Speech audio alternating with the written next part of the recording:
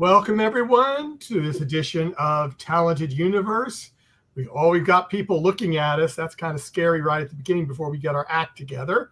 But today is the 10th of June, 2025. And I would first like to introduce my co-host, and she's going to introduce our guest today. Marcia, how are you doing this I'm wonderful doing great. day on the East Coast for us? Yeah. Yes, I'm on the East Coast. I'm in Florida, sunny Florida. And I am thrilled to welcome Aaron Oberst, who is a writer, producer, and in a stack of verticals that keeps on growing higher and higher. Aaron, how are you today? Oh, I am great. I actually just wrapped another project late last night, so I'm rolling on like 4 hours of sleep. Well, that's thrilling. We'll have our way with you then today. Yeah, please do. It'll be great. That means some Oh. questions that you wouldn't normally answer, you won't even think about. And Yeah, maybe. Just be like, yes. yeah, go ahead, Marcia. I interrupted you. Well, you do have a stack of verticals. I didn't count how many you have. How did you get started and learn about this still new format? Well, they started a couple years ago here in LA. They started being posted and stuff. And I, at the time, and even now, I just cast a wide net for acting work, just because that's what I want to do. And so I booked my very first one in November of 2023. It was a werewolf one. And it was with, what's crazy is the people it was with. It was with Keira Wisely. She was the lead. Casey Esser and Seth Adine. And then me. It was wild. It was very fun. But I realized that as far as an actor's standpoint, there's like certain technical things with like how small the frame is and you have to like do things within a certain like place. But other than that, I don't know the difference. So it's just doing the thing. And I just love acting. So I did my first one and then I was more like a villain in that one. And then from there, they just kind of snowballed. I did a lot of supporting stuff last year, like day player, villains. And then I got my first lead last June. And then it just kind of all snowballs. Like one thing happens. And then after a little bit of time, things just start hitting a little bit more. And maybe like last September was when things like started really ramping up for me, which was awesome. Very excited about it. Aaron, for people that we do have some people that come on, and when we start talking about verticals, they don't know what we're talking about. If someone came up to you and you said, "Well, I'm in a vertical drama," and you had to tell them, explain a vertical drama. What is it? Well, how would you do it? Everyone we ask has a different take on it. Okay. How would you explain it to someone that has no idea what you're talking about? I would explain a vertical drama as a feature-length soap opera that is very fast-paced and has episodes that are 1 to 2 minutes long that'll just keep you engaged. That's meant to just give you a cliffhanger and go to the next one. And each episode, you don't necessarily like the way that they're written is like you could kind of jump in at any point and pretty much get what's going on. And they're fun. They're fun. They're over dramatic. They're a great time to shoot. Lots of laughs all around. Yeah. Oh, go ahead, Marcia. About the shooting of a vertical drama. When you're shooting, what we see are the little episodes. How do they break it up for you as far as filming? For us, it kind of depends on which app it is, but for the most part, like let's say there's a long scene that's like would be, if you didn't have the episode breaks in there, would be like 5 to 10 minutes long. But throughout it, there's certain very dramatic beats and there will be an episode break. For us, basically, we would do the whole scene. But for those episode breaks, everybody would kind of have this really dramatic pause for a certain amount of time that we're, told about beforehand. And then there will be like a second action called and then we'll just like keep going. Okay. Or sometimes if it's like, and this is my favorite, because we do these so fast, we don't get a ton of rehearsal time. So if there's a scene with a bunch of people, like it's like a banquet scene or a conference room scene or something like that, we shoot it pretty much by episode. It'll be like you go up to a certain point where it just makes sense, and then you have to stop everything and reset everything because now we have like 10 other people we got to worry about in the room. And especially for the actors, because we don't get rehearsals necessarily, it's like, at least with me, I know all my lines, but if you got, 10 other people in the scene, I just don't know when those lines happen because we haven't really like rehearsed it. So sometimes we'll block shoot it, or we'll shoot like maybe one page at a time or one episode at a time, which really helps us out because, like I said, I know my lines, but I don't know when they happen. So. Sorry, Mike. You go ahead, Michael. No, go ahead. Do one more. I'm doing something. Well, so that when you're finished with your whole episode, the whole vertical drama, do you know what's going to happen beforehand? Do they give you the entire script? Yeah, we get the whole script. Sometimes it's weeks before, so we get time. Sometimes it's days before. So we get the whole script. We know what's going down. And usually the way these shoot, because we're very fast paced. Like we shoot a lot of pages every day, and we get those pages the night before, and then that's when all the prep happens. At least for me, I get the pages the night before, do all my prep, ready for the next day, and that's just kind of how it rolls on. So we know everything that's happening and that's going to happen. But even while we're shooting it, you forget things. Like sometimes we get the script so close to shooting that it's like, okay, we read it, but it's like barely, it's in there kinda. And then I'll get the sides the night before and just be like, oh, I completely forgot about this scene. Okay, cool. Let's go into the chat room. I've got a few questions in the chat room. Justin asked, on a scale of 1 to 10, being 1 not at all, 10 being you are that person, how much do you relate to Lawrence? Ooh, relate to Lawrence? I would say like an 8 or 9, maybe even a 10, because I feel like the people that I play, I have to find them and relate to them on a full scale as much as humanly possible. However, am I like Lawrence in my normal life? No. No. Probably a good thing. I like comedy a lot. So like I like to laugh a lot. I'm pretty lighthearted. I'm a super optimist, and I'm not as broody, as intense usually in my life. But I guess it could happen. Well, So for those who don't like, know who Lawrence is, who is Lawrence? Lawrence is Lawrence Calhoun, Professor Calhoun from Surrender to My Professor. And one of the new ones. Yeah, he's he's an English literature professor who is very intense. We'll say that, intense and broody and conflicted, but a good guy down beneath for sure. Just wants to help. But, yeah, I watched some of that yesterday. Yeah, and this is I'm trying to read the screen name. Los Lane. I'm sorry if I butchered that, but they're asking, you are a writer. What genre or type do you write? I've kind of bounced all around. I stick to screenplays specifically, and I love sci-fi. So my mind just goes to like fantasy sci-fi stuff. You're in the right place then. Yeah. So so like when the pandemic hit, I was bartending at the time and still like trying to act, but everything shut down and I didn't have anything to do. And I was like, you know what? I'm just going to write full time. So I just did that. And in a year, I wrote like 8 features. And I'm not saying they're all good, but I just like, I just went to town on it. And I made this massive sci-fi universe that's so much fun.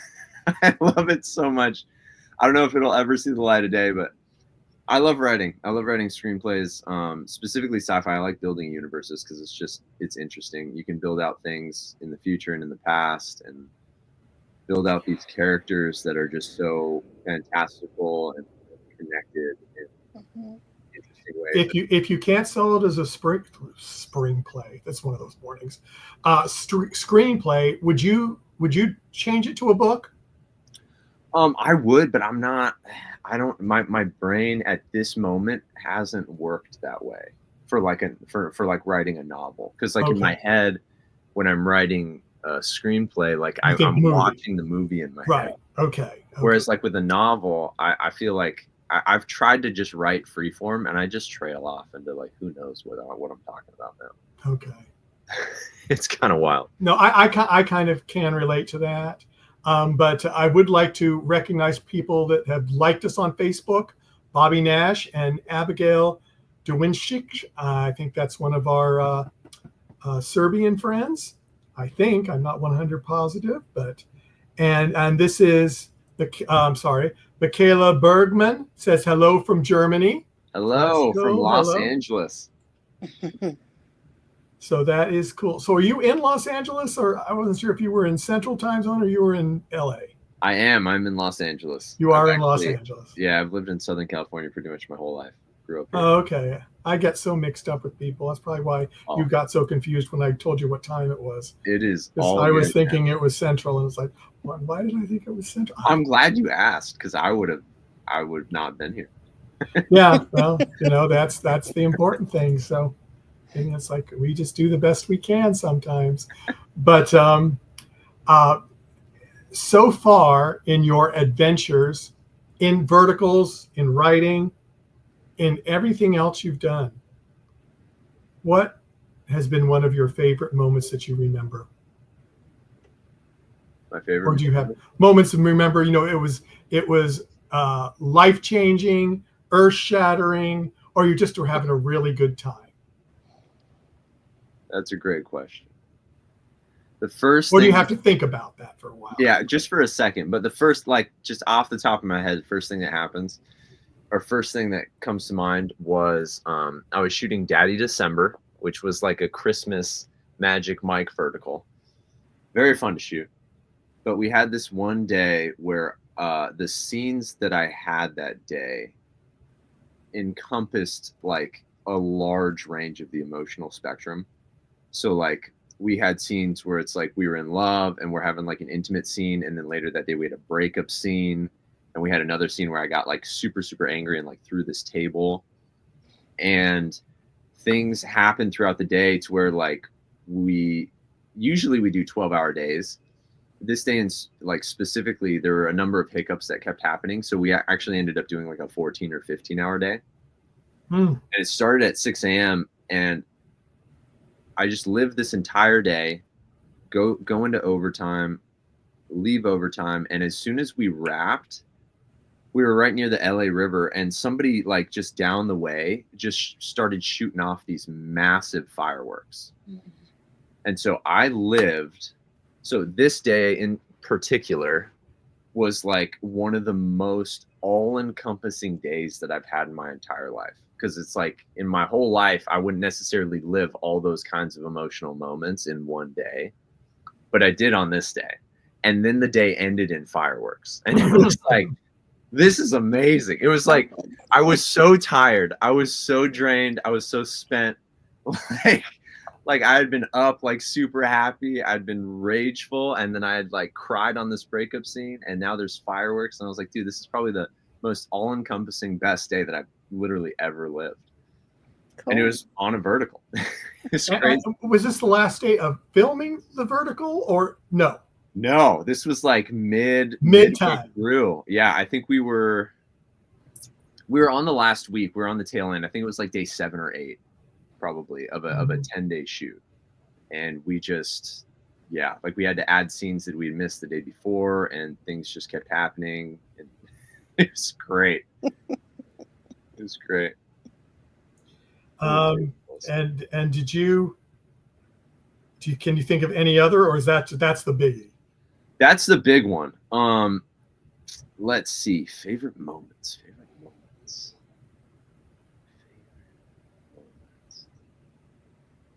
trying to think of moments like in these shows that I absolutely loved.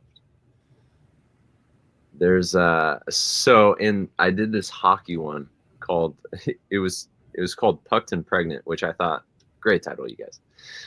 That wasn't the title when we signed on, then they changed it. I was like, okay. But did they take billionaire out? Yeah, but there was this one. So I learned I could ice skate before this vertical, like in the sense that like I could put skates on and I could go onto an ice rink and I could just not fall down, but I couldn't do anything fancy, right? And so I got cast in this thing and I had a week, and I was like, all right. And so every day, sometimes twice a day, I went ice skating and I got a coach. And so I learned how to do like a hockey stop. I learned how to ice skate. I learned how to do all this stuff, and it was great. And so one of my favorite moments is we had a day. It was like we had these 2 days where we were on the ice rink all day, and it was like an 8-hour day. And dude, they used my skating footage. I was so happy about it. Like I got checked into the boards. I checked this other dude in the boards. I was like doing this stuff. It was, and we had a stunt double and they got footage of him doing things. But I remember what I did in the takes that they had me do it. And they used my footage, dude. I was so happy about it. Because it was like for me, it was like in that moment, it was like, dude, I just learned how to do this.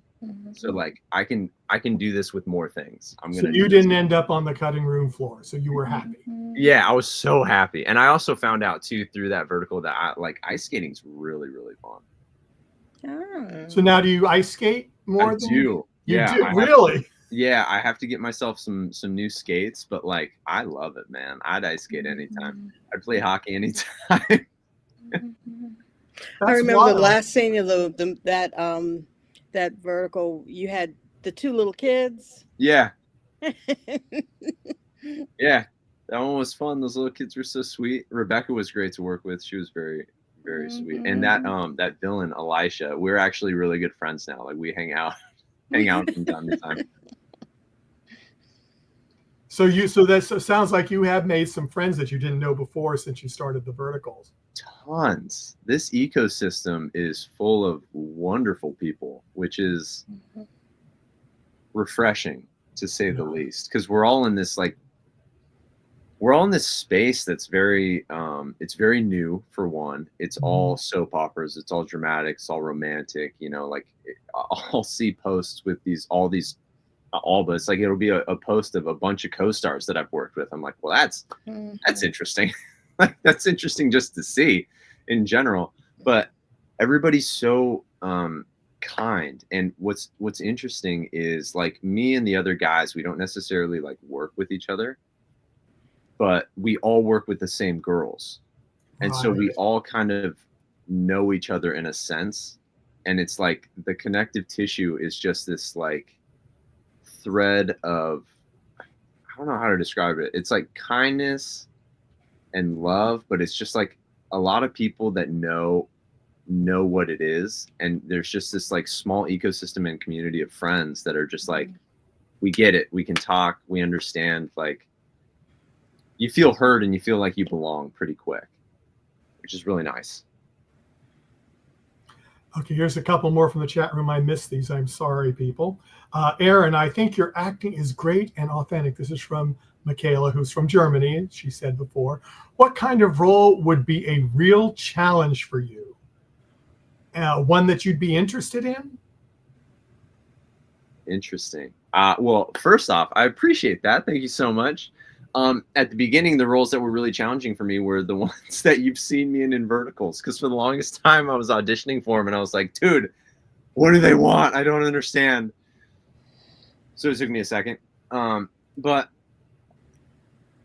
roles that would be difficult for me would probably be the ones that are closer to things that I have experienced in my own life, or things that I'd have to portray that people in my own life have lived. So like, I grew up, I was raised by my dad, so single dad. And my mom was just a very free spirit. And she developed a number of mental health issues throughout her life. And so there's certain things like bipolar and like borderline personality disorder. There's like certain things that if I were to jump into those and portray those, it's twofold. One, I feel like I would be feeling my mom, which would make it like would throw like this whole other emotional aspect to everything. Which honestly, what's odd is like she passed away a few years ago, and I feel her on set a lot. It's like it's very interesting. But like if I were to play things like in that sense, just as an example, like things that she went through, or things that she had, or a character that had her like idiosyncrasies in that sense, like from those like mental health issues, that is one, it would be a connection to my mom that's like pretty close to the heart. But then also certain things like that, they're kind of like in your blood. And so jumping into something like that for me also would be a little bit daunting. And I'm not sure if challenging is the right word. I would say scary would be probably the right word, because it's like, okay, I'm jumping into something that like somebody very close to me actually had issues with. So I just feel like I would have to jump into it delicately, and I would have to be like, I would genuinely be a little bit scared of it at the beginning and see like how to navigate this while also like protecting myself and keeping myself okay throughout the process. That makes sense. That does make sense. Then Edward asks, did you have a plan B if you weren't going to be an actor? Acting is plan like F or something. Or really? Well, what was plan A then? No, so first off, when I was a kid, I wanted to be a pro baseball player. When I was 16, I was throwing like 90 miles an hour. I was very, very good. And then I wound up getting hurt. And so I had like when I was 18, like that whole dream was gone. And so it took me a long time to figure it out. I mean, I did a bunch of different stuff. I finally landed on being a physics major later. Like this is like 10 years later, because I went to school, like I took a break and then I went back to school when I was 25. And so I was a physics major. And one day, I mean, I was in upper echelons of physics classes and math classes and doing equations that took me like an hour to finish. And then I got it wrong. Like, dude, come on. So I'm in these classes. I'm in a probability theory class, which was just so difficult, and differential equations, which was also very difficult. And I was in that semester and I was very, very depressed, trying to figure out what I wanted to do. And I was in the gym and I was doing push-ups on one of those medicine balls. And I had this thought that was like, what should I even do with my life? Like, I thought I wanted to do physics. I thought I wanted to do science, but I don't. I really don't. And I don't know if I want to do academics, because at first I thought like, well, cool. Like, I love studying. I think there's a lot of things that are interesting to me about academics. And I haven't been able to find anything that I just love to do or that jumps out at me. And so in this moment, I was like, dude, the answer's right under your nose. Like, that was the sense that I got, like, in this moment that I was having. And I looked down, like I just literally was like, oh, it's right under my nose. So I looked down, and this medicine ball that I was using, my hands were covering up parts of the word. So all it said in the middle was act. And I was like, oh, okay. And like, I've always loved film. I've always loved acting. If you would have asked me literally at any point in my life what the coolest job in the world is, I would have said it's being an actor. And the main reason for me for that is because of pretty much exactly what I was saying about skating, is like, I want to take on a role that said person has a skill that I don't necessarily have. And I would love to have the time and space to dedicate myself to learning it, and then getting this whole new set of skills from a whole new character that I am and was. And so that's what drew me to it. But yeah, acting is I found it in the sense that like there's no plan B for me on this, because it took me a while to figure out that this was what I wanted. I was planning on doing a number of different things. I mean, I went to Bible school. When I went to school, I was going to be biology, then it was chemistry, then it was math, then it was physics, and then I was like, well, maybe I should do psychology, and then I just dropped out and did You've acting. explored a lot, so Yeah, and and I was very fortunate too, because in college, while I was doing my physics major, those classes are very specific in that, like, and there's usually only one of them. And I worked my way through college, so I was working full time too. I was bartending full time. So sometimes you just like, it just wouldn't work. I just could not take this class at this time because just, you know, I got to live my life. And so I would have to fill it out with electives or something to get financial aid and still be going full time. And so one semester I took 3 acting classes because that was all I could get to fill out my schedule. And that was probably the catalyst for me, was that one was like, oh, I like this. This is cool. And then it just kept happening from there. But between that moment, which was in 2016, and now we got 9 years of work. So it's not like an instant thing. There's definitely the path is, everybody's path is totally different. And it's so, when you're standing at the start of it and looking, it's literally like just blackness. And you know that you have to take this leap. And when you land, you're still going to be on something, but you just can't see it.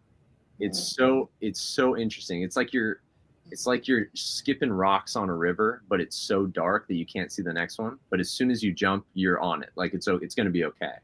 Yeah. It's a very interesting thing. Okay, one more question from the chat room, and then it's Marcia. Okay, Marcia. What has it been like working with Tess Amelia? Because you two seem so natural with each other, like I'm eavesdropping on a private conversation. Well, that's great to hear. Tess and I are great friends. Tess is a huge advocate in the space for, I mean, really all of us, but especially for all the female leads, which is interesting because she's done the steamier versions of a lot of these verticals for sure, and so have I. But she specifically is just, she's a very kind person, very easy to work with. And she loves to make fun of you. So like, so me, I grew up playing sports. So I played baseball, basketball, football. I ran track. All my friends were athletes. So like, even when we weren't competitively playing in school or on a club team, we would be at the beach playing volleyball, or we'd be playing golf. Like I played most things.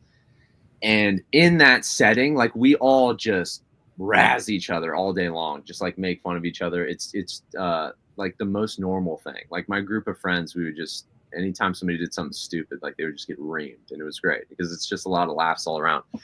And so with Tess, for me personally, like I could not, if she was around, I could not let her catch me looking in a mirror in any way, in any possible way, or she would just be like, she'd just ream me, dude. I'd be like, you are such a diva. I'd be like, no, dude, I was just checking. She's great, dude. She's so fun. But I personally, I like working with her was, I feel like, I hope that it felt that way, mostly because of how normal and connected we were, like in between takes, in the sense of like, dude, we just had a lot of fun. Like she would just make fun of me, we would laugh, we would joke around. One thing that I love about these vertical sets, and you know, maybe it's me, but all my co-stars are great people, but like we have a lot of fun. Like it's a lot of drama on screen, but in between, dude, I am laughing like crazy. It's great. And when you have that kind of like no pressure, light connection with somebody, just like an actual friendship, I feel like it comes through when you're working together as these other characters, because you feel, absolutely, yeah, you feel safer with each other, you feel more connected with each other, you feel like you can take risks, you feel like you can follow your instincts more, which is great. And I know, at least, you know, I don't know, I'm not in Tess's head, but from working with her and knowing myself, like a lot of my work is like in the moment instinctual stuff. Like as we're rehearsing, like I start finding things. Because you go in prepared, like I know my lines, I know what's supposed to happen in the scene, but a lot of times we get into it and what's written on the page and the location that we're at is a little bit different. So we have to kind of adapt things for like where we are, what the setting is.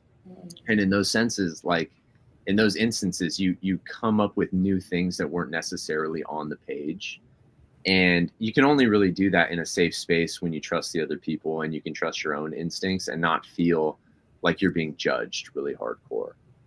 And for me, oddly enough, when somebody's making fun of me a ton, we're having like a good time. That's how it feels. And Tess, like I felt like we both kind of created that space for each other, and it just made it, I don't know, more connected. I think, I hope. Okay, Marsha. Well, I wanted to go back to your Daddy December role. For those who haven't seen it, that's it's, and you mentioned it's kind of a Magic Mike type role, and we know you're an athlete. We know you can move a lot. However, were the movements, were the dancing, was that something you were familiar with or had to learn, like the hockey? We want to know. That was so that was, I saw the breakdown and I was like, oh, this would be interesting. And it was like, you know, this male stripper Magic Mike Hallmark movie like situation. And I was like, oh, that'd be cool. And then on the breakdown, they were like, you don't necessarily need to know how to dance. Like we'll work it out. And I was like, all right, sweet. And so I submit, I audition, I get the role. And I'm like, all right, well, they're saying I don't need to know how to dance, but I'm reading this script and like, I need to know some stuff. So, and like me, the way that I am, I like to full send. So like I was saying earlier, like I want to full dive into whatever that skill is. And then also when it comes to certain scenes, it's like, I want to make them my own to the point where like, I can express who I feel the character is without being bound to not having the skill set of that character, if that makes sense. So I I watched a lot of YouTube. Like my algorithm was messed up for a bit. Like, I was just getting male stripper videos for a second, dude. Like and I would watch like the tutorial ones, which were fun, and like I'd follow along, and then I'd watch like a bunch of Magic Mike clips. I watched both Magic Mikes twice each. And like I found music that I like, playlists and music that I enjoyed, that like when I was listening to it, it made me want to move, so that I was constantly like in this little bit of a like dancey feel. And then yeah, from there I just, you know, I prepped as much as I could and then just full sent and hoped for the best. Like that was pretty much where it was. Well, I watched it. It paid off. Good job. Sweet. Thanks. On a different subject. Oh yeah, go ahead. Michaela asks, what is your favorite food? And are you a cook, or I'm assuming, or would you like to learn how to cook and do it more often?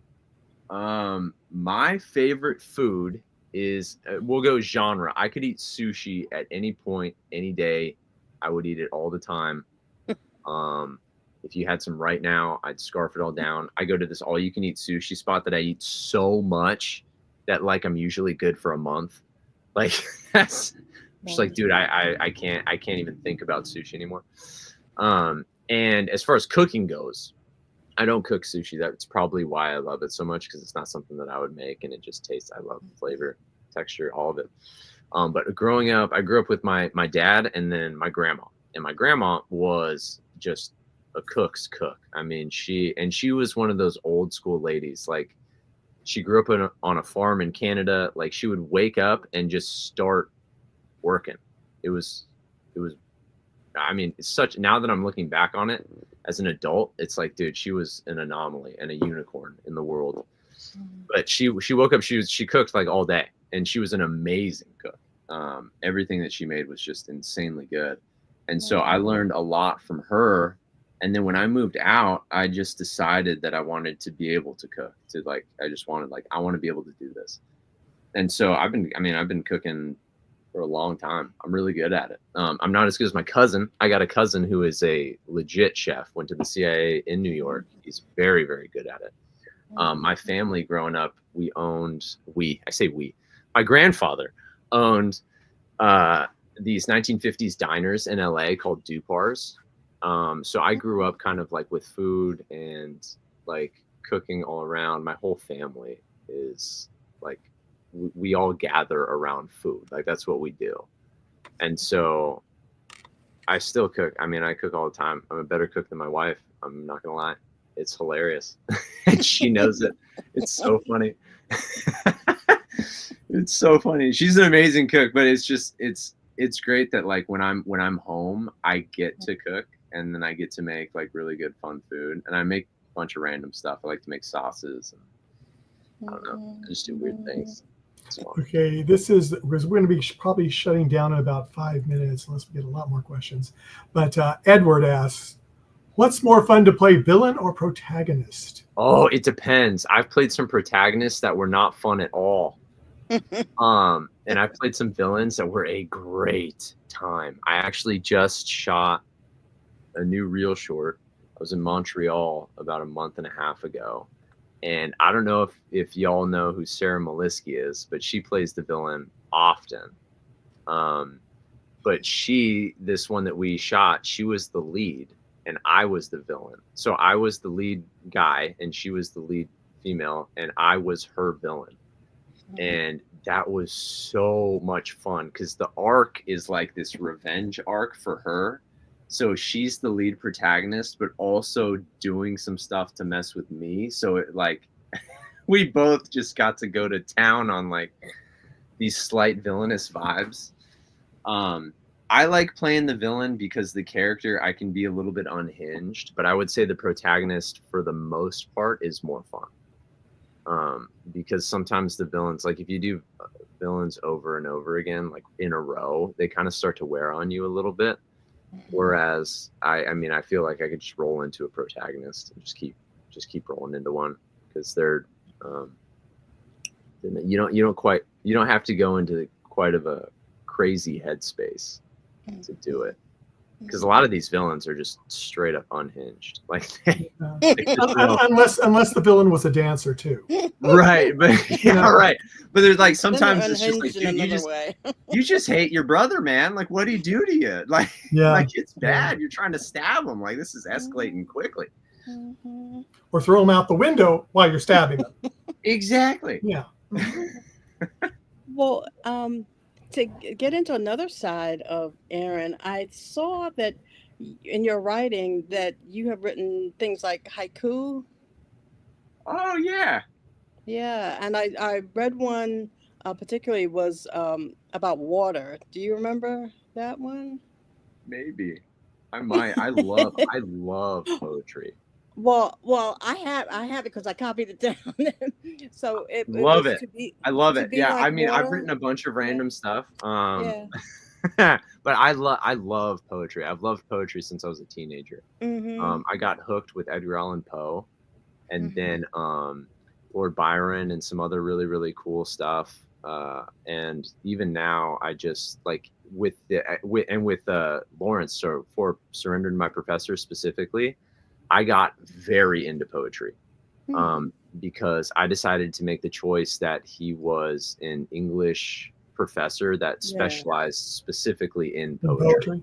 Yes. And mainly because I think poetry is one of those things where like we all love stories and stories hit us emotionally for sure. But poetry has this way about it where in such a short span of time, not only can you feel the writer, but you can feel the emotions coming off the page. And to me, I feel like that is something that's just so unique and so so special. And I love poetry. Haiku, like every once in a while I'll just say something in a haiku and be like, oh, that was a haiku. Nice. It just comes out naturally. Well, not all the time, but every once in a while, I'll be like, wait, yeah. That's amazing. Well, I would like to comment on my observation of your acting that I've come across is that you're one of those rare people who acts from, I can feel, no matter what you're doing, whether you're doing something funny or you're dancing, that it's comes from your heart and that you've worked at it. Let me put it that way, and it becomes real for me when it's real for you, and that matters, and I appreciate that. I appreciate you saying that, because that is the goal. That's the goal for me. Like that's genuinely the reason that I do this. I mean, yeah, sure, it's fun acting, everything I said, learning skills, all that kind of stuff. But for me, I want people to connect on an emotional level, so that I grew up watching TV. I grew up watching TV and film. And I have siblings, but they're all half from different dads. I grew up pretty much an only child. So I was alone a lot. And there's nothing like watching TV and film when it makes you feel like you belong. It makes you feel like you're heard, like you're not alone, like your circumstances aren't, and the way you feel isn't unique to you only. You're part of the human race. I think that's the goal for me with all of this. So it makes me very, so happy to hear you say that, because that's all I want, really.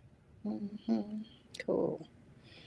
And then you're a baseball fan, so I want to know: do you have an MLB team that I know you're out in Los Angeles? Yeah, I've been New York. Yeah. So for me, because I played all the sports, I don't necessarily follow them. Okay.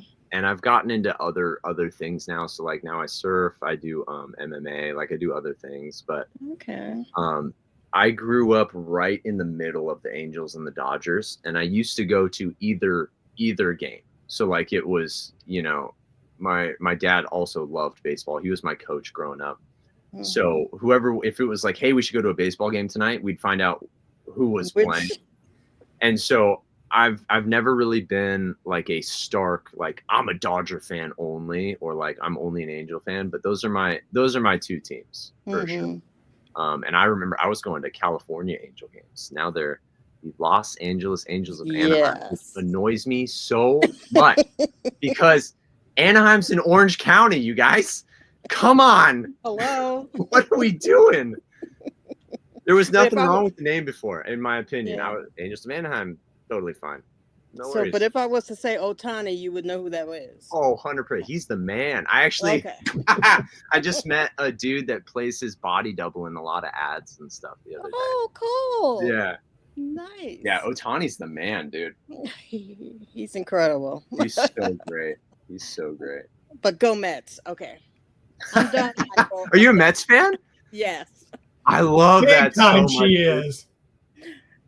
That's so great. It's so interesting because like I said, I grew up with both, so I don't care really. I like both of them. But it's so interesting to meet people from New York that are just one or the other, dude. They're like, nah. It's true. Nah. You got to make your choice. You got to do it. Oh, that's great. Oh, man. Marsha, do you have any closing remarks for Aaron? That was it. That was it. Yeah. You bring up the Mets. I know. Then that's usually your end. Yeah, I had to do it. Well, she's so excited. We've got a couple of New York-based actors coming on in the next week, and I told her, and I could just hear her under her breath go, yes. So, Aaron, I would just like to say, and on behalf of Marsha too, thank you so much for coming. Absolutely. Thank you so much for having me. We'd love to have you again. If you'd like to round up our co-star that you've done with, and you'd like to be on the show with them, that would be great too. Oh, sure. And Justin's throwing out all these little baseball things too. Yes. So, But is that, and stick with us when we go off air. I want to ask you something off air. I don't want to throw it out there with all the people to listen to. Sometimes I don't like that happening. So, but anyway, thank you for coming. Everyone, please like, follow, subscribe, all the same. Oh, here's another one. I have to show this up. This is for Marcia. Let's go, Mets. Let's go, Mets. Yes, there we go. So on that note, see everyone later. Thank you, Aaron. We've got more coming up. Check our webpage. Talk to you later. Bye-bye. Thanks, everybody.